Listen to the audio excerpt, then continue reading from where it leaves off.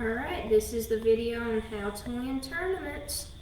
Okay, hello guys, Mike Seawright, Fishing Legends Live. Tonight I'm going to do something I actually thought I would never ever do, and that's to have a discussion on how to win bass tournaments. For 30 plus years, I would fish around 50 tournaments a year. I won several hundred, and it was a process. And I never actually thought I'd be talking about it, but if we're going to have a podcast every week and we're going to do this, then, it should be designed and it should be set up to help people, and that's exactly what I'm going to try to do. So how did I win? I won several hundred tournaments. How did I do that? Basically, it's a process. And a lot of people like to think that people that are winning tournaments are doing it with a magic bait. And tonight, I'm going to tell you, there's probably no such thing as a magic bait. I went on a roll one time, and I won, quite a few tournaments in a row, and word got out, Seawright's got a magic bait. Nobody else has. So people would try to catch me using it quite naturally, and they would approach me, and I'd see them coming. And so I would throw down the rod and reel I was fishing with and grab another one, and they would come up and say, we saw you, we know you got a magic bait. The fact is, I wanted them to think that I had a magic bait, because if they were concerned about what I had or what I was doing and more concerned with that than what they were doing, that was an advantage for me. That's how I looked at it. So the truth of the matter is this, and this is probably going to have to be done over several short podcasts or several short videos, but I'm gonna tell you the truth about how I won these tournaments. The biggest thing is I tried to do all of the little things right. What does that mean? Let me tell you what that means. Okay. And this is my approach, this is my process, this is how I looked at this. If I go into a tournament and I'm throwing a crankbait, I want to have every advantage over my competitor humanly possible. And I mean every little advantage. All the little stuff adds up and it makes a difference. And I'm going to explain. If my crankbait's running perfectly true, if it's running perfectly straight and yours is not, I have an advantage. Maybe not a big advantage, it may be very small, but it's an advantage. I may get more bites than you do. If my hooks are really, really sharp and they stick me like this, and during the day I'm constantly checking it, and if I catch a few fish and it gets dull, if I hit it with a file and keep it sharp, if you don't do that, put a check mark on my side of the ledger. I've got another advantage. During the day, as I'm fishing, if I'm throwing a crankbait on a small line, if I'm constantly doing this, it don't take but a second. Look at this. If I'm constantly doing that, then I'm ensuring that my drag don't lock up. If you're not doing that, once again, a little check mark on my side of the ledger. If I put new line on and you didn't, another check mark. Maybe little, but it's an advantage.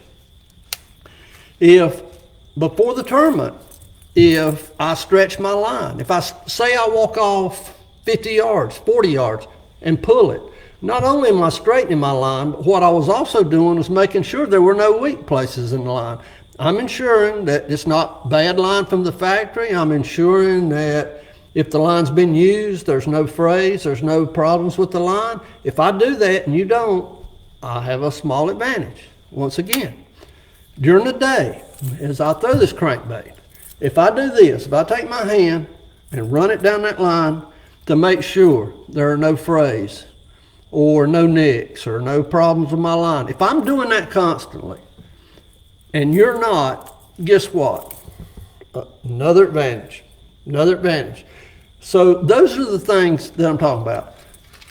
I used to practice casting every day, and I would get back at different distances, and I would set cups up to pitch jigs into cups, and I'd do it at different trajectories, different heights.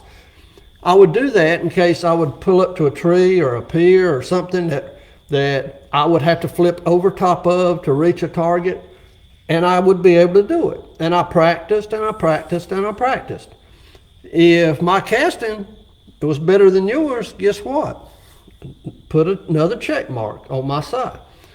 So what I'm basically saying is this. I wanted every advantage I could possibly get, even though they were small. I wanted every advantage. Now,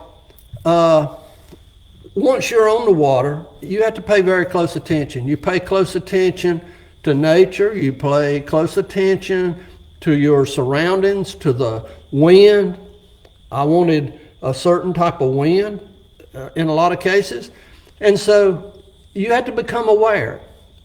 Is that easy?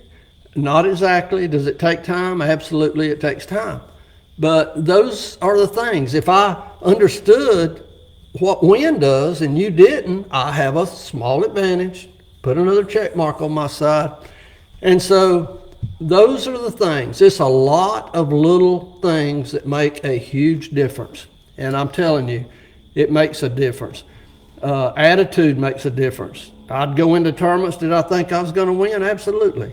I was convinced before I got there I was going to win the tournament because I knew I had every advantage over the things that I could control. A lot of things I can't control. If I hook a fish and he jumps and he turns a certain way and the hook comes out, that's what I used to call a luck factor. There's always luck involved. But if that happens, it happens. Nothing that I did wrong, but you're not going to land every fish. You're just not.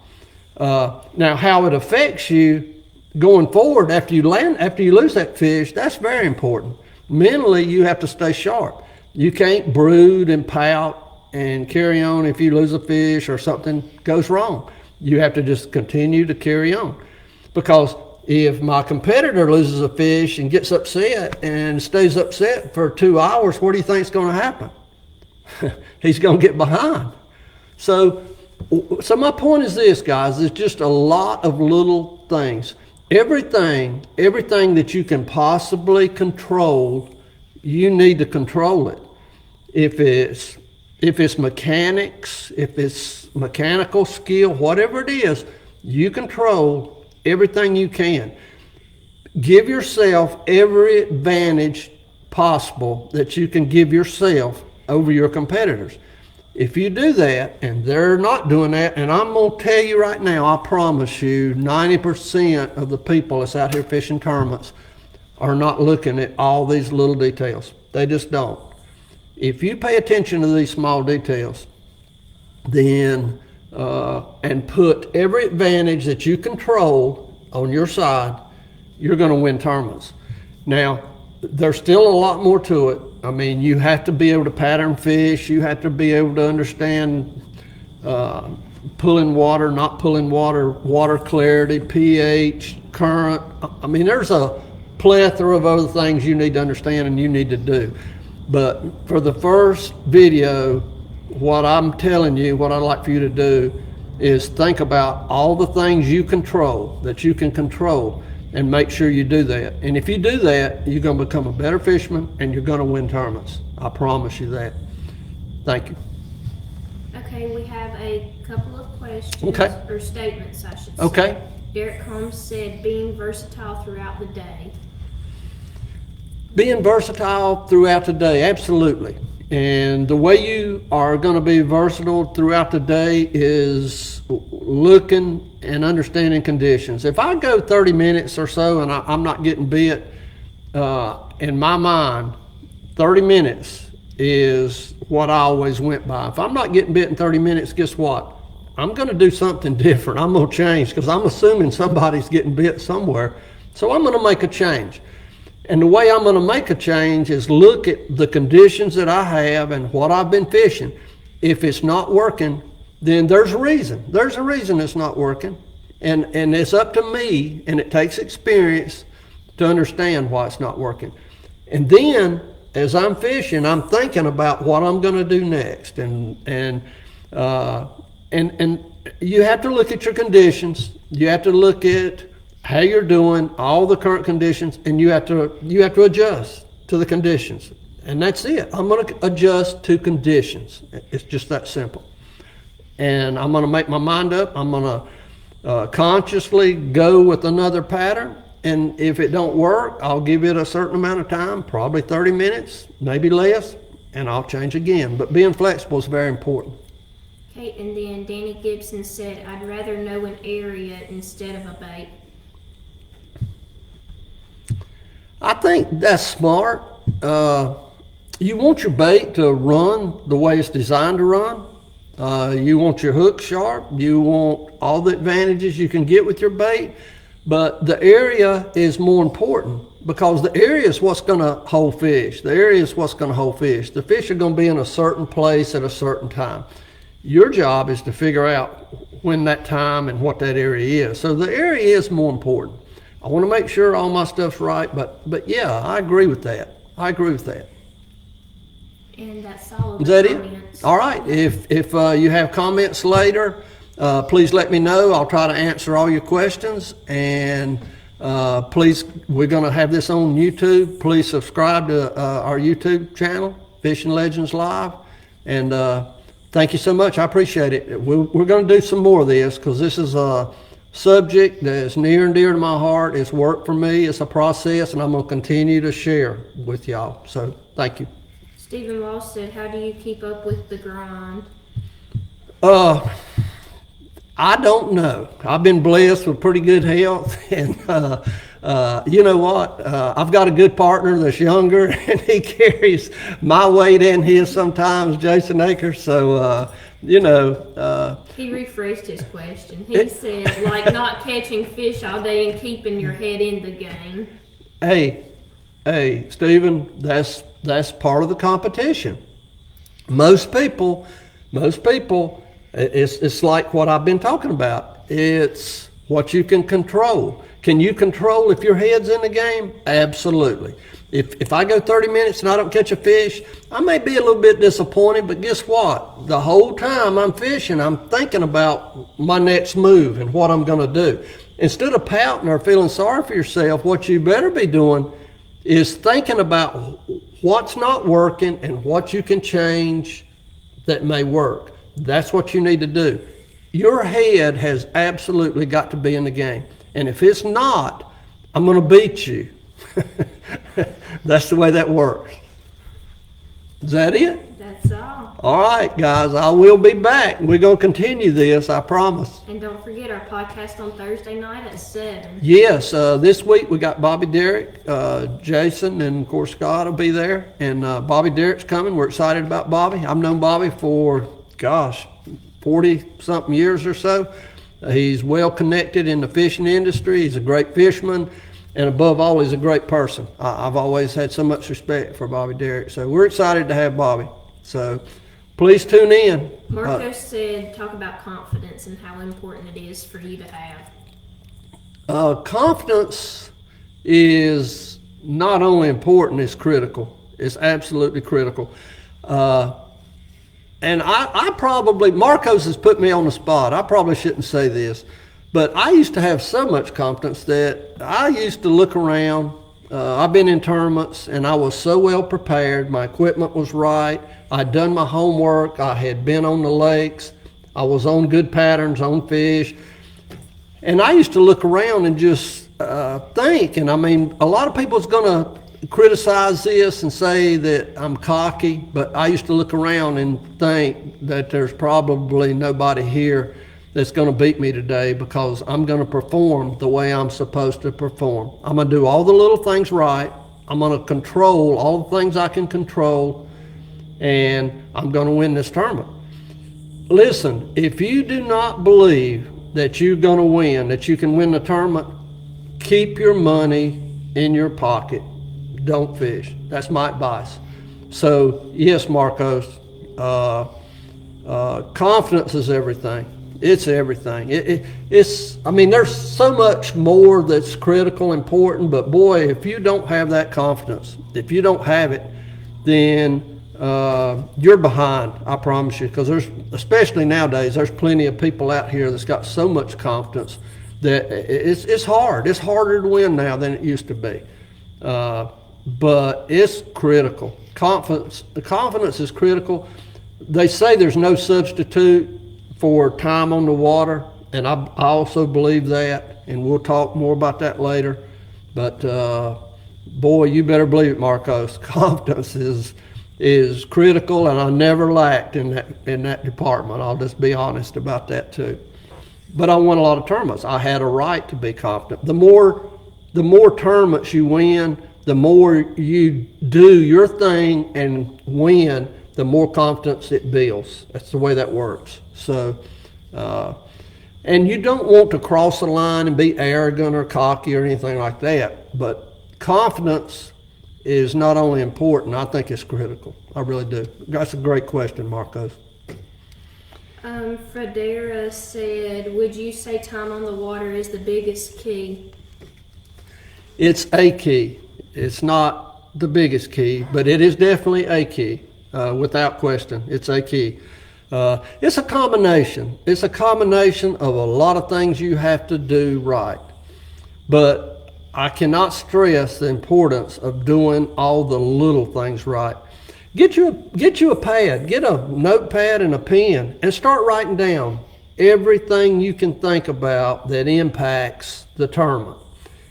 And then look at everything on that list and say, okay, what can I control? What's in my control? I promise you, almost everything you'll write down that you'll note will be in your control. Almost everything. So if it's in your control, why not do the very best you can do with it and put the advantage to your side of that ledger like I'm talking about. If you'll do that, you will win tournaments. I promise you, you'll win tournaments. And I've talked about a crankbait. I just happened to pick this, go in my rod box and pick this up. It could be a jig, it could be a topwater bait. I don't care what it is. It's got to run right. It's got to run right. It's got to have sharp hooks. You got to check your line. You got to check your drag. Do the little things right. Do all the little things right. There's no big secret areas. There's no big secret lures, and that's my belief. It's fine to disagree with me. That's my belief, my theory. Yeah, time on the water is important. Confidence is important. But do all the little things right, and that's it. Greg said, what about 5 fish? Do you hunt for a limit and then focus on culling, or do you try to get 5 good ones right off the rip? Okay, great question. Great question. Here's the theory with most tournament anglers. They say, and I say also, if you have a limit of fish in your boat, you fish more relaxed, more comfortable, more confident, and that's true. I'm different. If I catch 100 fish, I can only weigh in 5. And the odds are, if I'm catching 100 fish, I'm not catching the right ones. Bigger fish don't run in schools of 20 or 50 or 100 most of the time. Not all the time, but most of the time. So knowing that I can only weigh in 5 fish, I'm fishing for the right bites. I'm fishing big fish baits typically. I'm fishing big fish areas, individual stumps, individual rocks. I'm fishing for big fish. So here's the thing. If I see somebody out here whacking them, just throwing cast after cast and catching pound and a half, 2 pound fish, I promise you, I don't care. I just don't care, because 5 of them is going to weigh 10 or 11 or 12 pounds, and that's it. I will fish for quality fish, because quality fish is what wins tournaments. My 5 fish, I want my 5 fish to be the heaviest possible. So I'm going to fish for big fish. That's just the way I'm going to do it. And I will go, a tournament typically is 8 hours long. Here's my theory. I want 1 bite an hour. 1 bite an hour. I'm not going to get excited if I'm not getting bit. I'm just not going to get excited, because if I get one bite, think about this. Think about it like this. One bite in an hour. That's not much pressure. That's not very hard to do. One bite an hour. If I get one in an hour, guess what? I've caught 8. I've caught 8. I've caught 3 times. But I'm looking for the right fish. And I'm okay. I'm okay if I don't get them. If I don't get them, hey, I went down swinging. I went down trying to win. I like to win. I'm not out here to see how many fish I can catch. I've never done that. I'm out here to catch the right fish. And I fish for the right fish. So that's a great question. But I'm telling you, my approach is go and try to catch the big fish. I power fish. I fish bigger baits. I fish for big fish. A lot of times I don't catch them. But guess what? If I do, I don't care about finishing 3rd or 5th or 8th in a tournament. I want to win. I just want to win. That's what I want to do. I'm not successful if I don't win, in my mind, because I've been doing it for a very long time. So I'm going to fish to win, and I'm going to fish for big fish. So I'm not worried about a limit. I'm not worried about nothing but one bite an hour. That's all I worry about. I go in with that mindset. One bite an hour. Taylor said, how do you find a pattern fast and know if it will hold, or is it going to die off for a tournament? Wow. that's a really great question. The honest answer is I don't know. I don't know. I go in and I'm fishing conditions, and if I'm successful, I'm thrilled. I feel good about life. I think, okay, this is I got an opportunity to win another tournament. If I go an hour and a half, 2 hours, and all of a sudden I haven't gotten bit, I know things have changed because I'm continuing to fish that pattern. And so what I'm going to do is I'm going to switch off of that pattern. There's a reason the pattern changed. Did the sun suddenly come out? Did the sun suddenly go in? Did the wind pick up? Did you get in water that didn't have the same clarity? Is the pH different? Are they pulling water? Did they stop pulling water? There's so many things that you have to be cognizant about while you're fishing. And look, I'm constantly studying and looking and thinking about this stuff while I'm fishing. And when it changes, I'm going to make a plan. I'm going to try to figure out, number one, what happened, what changed. Once I figure that out, then I'll figure out what I want to try next. And that's the best answer I can give. But that's a great question.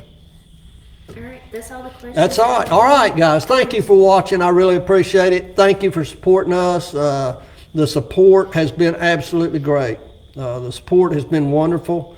And I look at the likes, the followers, the YouTube subscribers, and man, it's, we've only done 5 podcasts. Thursday night will be our 6th podcast, and it's been great, and I really appreciate y'all tuning in. And like I said, we're going to try to do things a little different. We're going to try to actually give you information that you can take, and you can go out and you can become a better fisherman. You can learn from us. I've got a lot of experience, a lot more than I want to acknowledge, but it's a lot. Hammocks has got a great resume. What a great fisherman he is. I mean, he's legendary in this area for a reason. Jason Aker is a fantastic fisherman, won a lot of tournaments, carries me a lot of times. Roger Hoover won so many tournaments up at Lake Norman, and not only Norman, but at Kerr and High Rock and everywhere he goes. He's absolutely fantastic. So we're going to try to actually help y'all, and that's what we're going to do different. We're going to help you. We're going to tell you the truth about stuff. And I debated long and hard if I would do this. I really did, because telling y'all what I have tonight takes away some of my advantage. But I feel like I'm at the age now where it'll be okay. I've won my share. I want to see some of y'all go out and win y'all share now. Let's put it that way. Thanks, guys. I appreciate it.